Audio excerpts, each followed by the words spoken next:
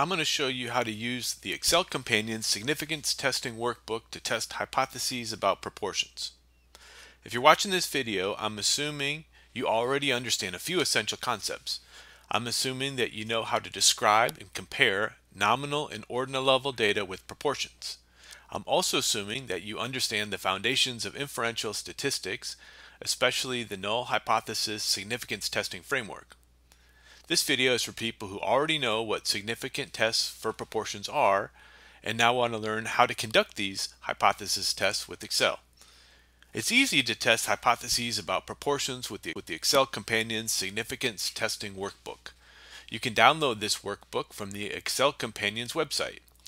You just input a few values specific to the problem you're trying to solve. The worksheet does the calculations and shows you the results. To test a hypothesis about one sample proportion, you input 5 values into our worksheet. 1. The hypothesized value. 2. Alpha, which is your type 1 error tolerance. 3. The hypothesis direction. 4. The sample proportion. And 5. The sample size. These values should be given in the problem you're working on. After you enter this information, the worksheet shows you the p-value for the null hypothesis test, reports its conclusion, and shows you how it calculated test statistics. You input the same information to test a hypothesis about the difference between two sample proportions, except you have 2 sample proportions and 2 sample sizes to enter. To see how it's done, let's work through a couple of examples. Here's a problem for a one sample difference of proportions test. This is a situation where you have a sample proportion and you're testing whether it could be greater than, equal to, or simply different from a hypothesized value. This one reads, Jane says she is good at calling coin flips. She correctly calls 61 of 110 coin flips. Did she do significantly better than random guessing? Random guessing would be a hypothesized value with respect to coin flips of 0.50. To solve this, I will use the one sample difference of proportions worksheet and also several inputs.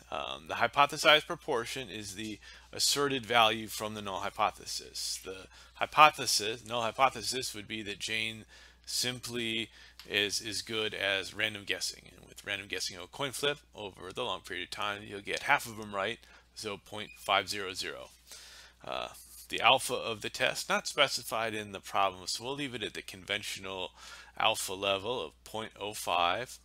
The research hypothesis is that the proportion, the sample proportion, the proportion Jane got right, is greater than the hypothesized value. So this example with the 0.05 red left tail is the with the red right tail is the one we want. She is better than 0.005. What's the research hypothesis?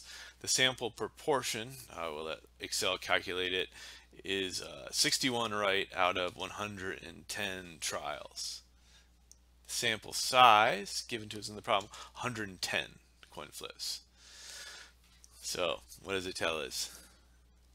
Bottom line result is the p-value is 0.126. Probability observing